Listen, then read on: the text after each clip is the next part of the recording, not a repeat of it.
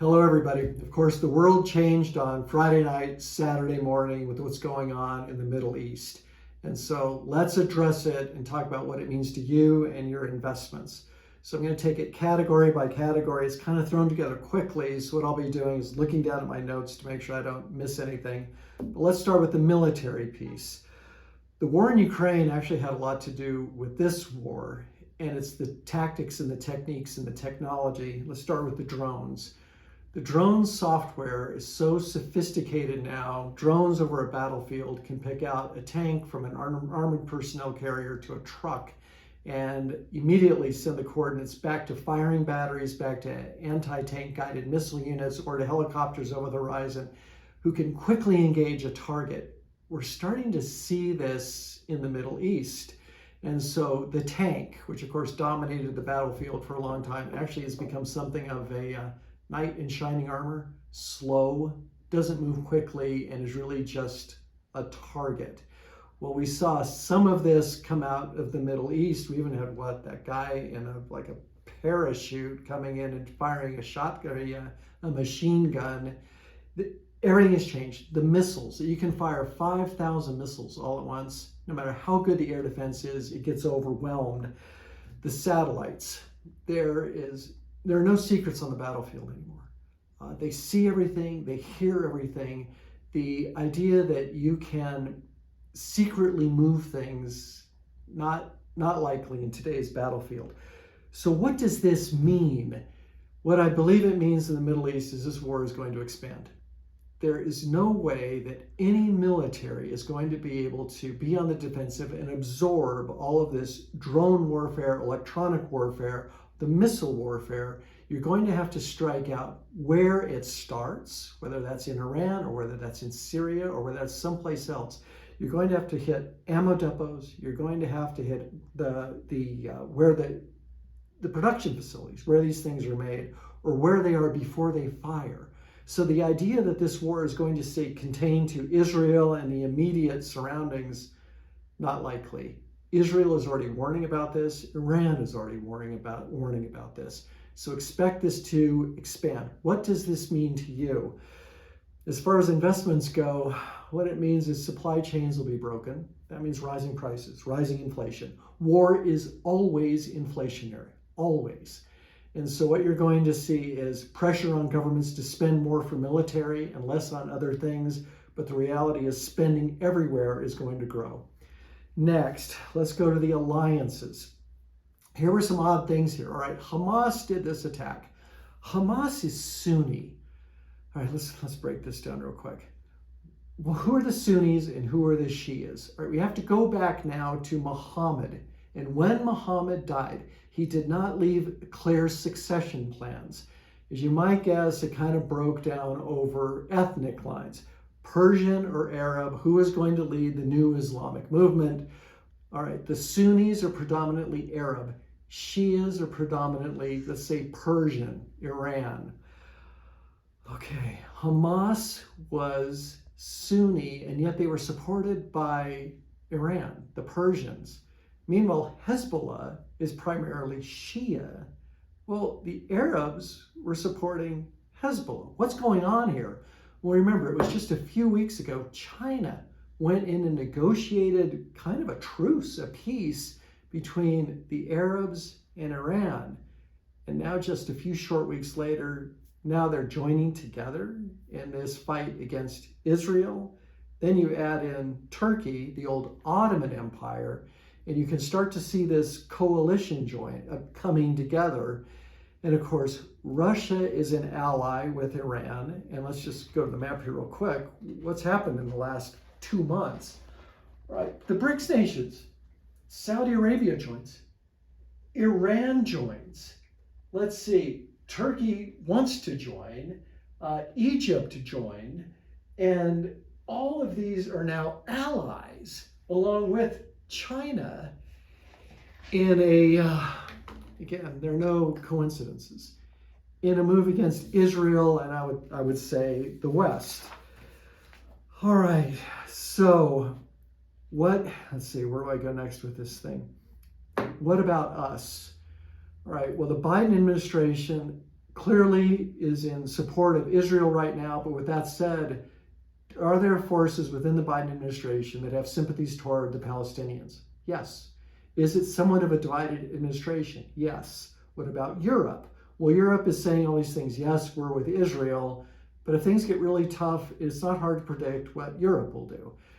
They will say, we're for peace on all sides. We want the cessation of all hostilities, even if that means a two-state solution. You can see that Europe probably won't be a hard ally. So that's the alliances piece of it. Politically, why now? What was happening? Clearly, Israel was divided. A lot of people, they have not had a functioning government there for years. It's a coalition type government. They could never get a majority. So Netanyahu's in there now, but the hold was tenuous. All right, then they had the issue on the Supreme Court. Then they had the issues over corruption. You had a very divided land. Meanwhile, what's going on here in the United States? Exact same thing. We've got a Biden administration that clearly is not functioning well. And you've got a House of Representatives that just threw out the speaker. And so the opposition party, the Republicans, aren't functioning well. We're divided. And I think the Middle East said now's not a bad time to attack because they're divided. All right, moving on to the next part of it, religious. When we talk about a war in Ukraine, you don't usually add in religion. When you talk Middle East, you always have to talk religion because there's a religious element to this. All right, so think about the timing of this. What, on the 50th anniversary, the exact, the Jubilee year, 50th year, you have it to the day the attack begins. Now, it doesn't happen on Yom Kippur. Yom Kippur moves every year with the calendar, but it happened on the last day of what you would call Sukkot. This is the Hebrew, what they call the Moedim, the appointed days.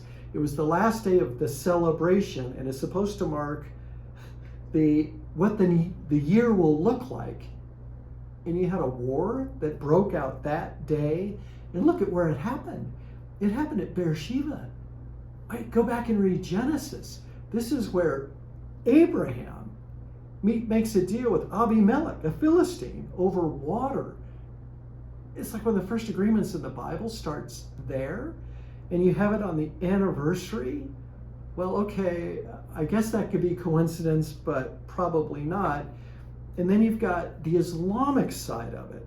If you don't understand the Quran and their eschatology, kind of their end times vision, here's what they're saying. You have to go back to what they're called the Twelvers. In Islam, the end times vision, the 12th Imam will arise up out of the earth. There have already been 11. They're waiting for the 12th one. He will unite Islam, and Islam will move forward with great fire and fury to take out all, basically, the infidel. Okay. Well, what's happened here? You have Iran is basically dominated by Twelvers. They believe in kind of this martyr system, and in order for the 12th Imam to come up, the world actually has to be bathed in blood. You have to have the fire of Islam sweeping through things. Then, once that has happened, the 12th Imam comes up, and you have the rise of Islam around the globe. So these two things, you could hear the chants in Iran along these lines, plus you've got Israel, of course, with what they're doing, saying we will strike back no matter what it takes. Well, all right, this is going to be an expanding war, and there's a religious element to it. Now let's move to the economic part. Back to the war. War is, again, always inflationary.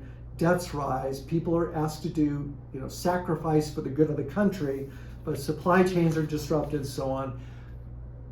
Who has been front-running all of this?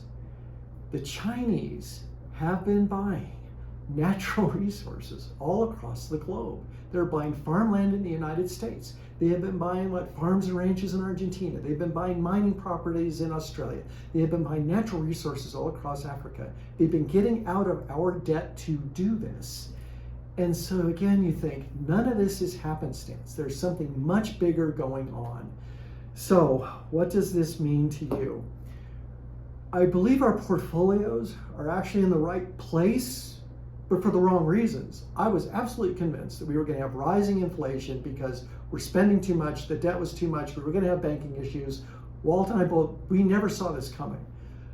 I do believe this is going to be an accelerant for what was already in place.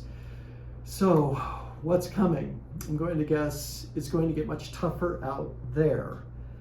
Our goal is for you to make money through this so you have resources to navigate tougher times. And so if you are poor, if you are hungry, it is hard to navigate tough times. If you have resources, if you have money, you will then have options. That's our goal. Everything that happened over this weekend backs up what we've done, not for the reasons that Walt and I thought it was going to be, but this is where we are. So if you have questions, concerns, please call us. My number, 505-250-3754.